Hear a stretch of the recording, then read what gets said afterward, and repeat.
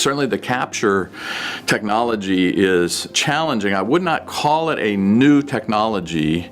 The idea of a drawstring bag is, older than history. People had them in the Stone Age, but the idea, and same with inflatables, using animal skins and so on. They had built drawstring bags and inflatable stuff using parts of animals.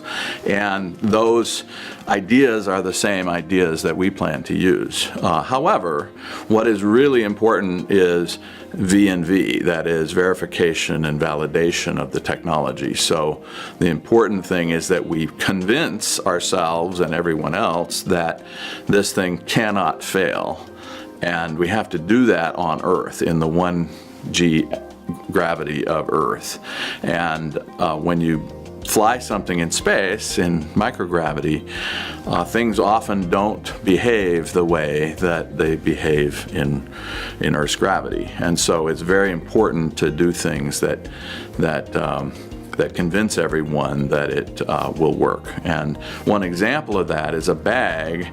On Earth it sags down and lies on the floor and stuff like that, but in microgravity it can float all over and it can get tangled around things. And the same with cinch cords. They have a life of their own, and they, whatever slight preference, bending, natural state they have, shows up in microgravity, but under the weight, their own weight in gravity, they wouldn't necessarily see that on the ground. So one of our philosophies is to try to keep any flexible materials as taut as possible all the way through the deployment process. So we don't let things go slack to where they can get tangled.